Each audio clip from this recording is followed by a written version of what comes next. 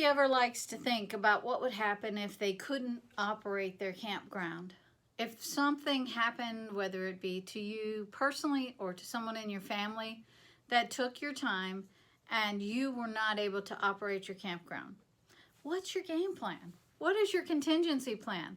Every business owner should have a contingency plan to make sure that their campground or their business can operate without them. Not anybody here is infallible. So we have to look at what we can do to make sure that somebody else knows how to turn on the lights and turn off the lights at the end of the day and make sure that campground runs. Now, I had a recent conversation with some campground owners where they said, look, nobody else knows how to do this. If we want to go on vacation, we have to shut down.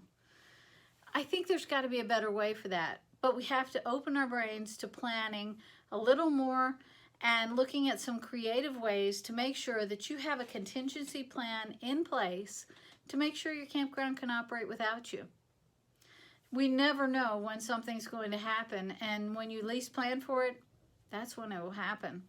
So take a look at some contingency plans, and here are some ideas. Talk to campground owners who may be nearby you. They're not your competition. There's no big issue there. Talk to them. They could be your best ally. Maybe they could step in and help in the event of an emergency, and maybe you could do the same for them. Maybe that is your backup plan, is that you both kind of understand what's going on.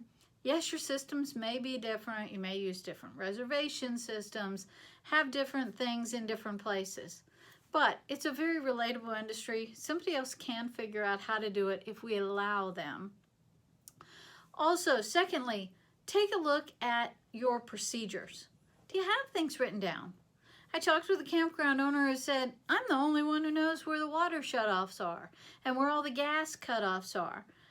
That shouldn't be the case. We all have to plan for that day if something were to happen. So take some time, jot it down, draw some pictures, or heaven forbid, use that handy little thing you've got called a smartphone. Go out there and just video yourself. You don't have to be a movie star to do this.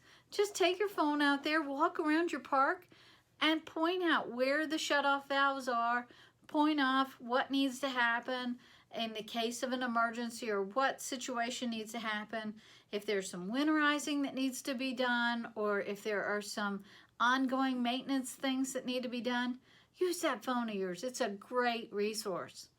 Also, if you need help in your park from other people to help get things done, still use your phone. Tell them what you need to have happen. It's sometimes a lot easier to do than writing things down or explaining them.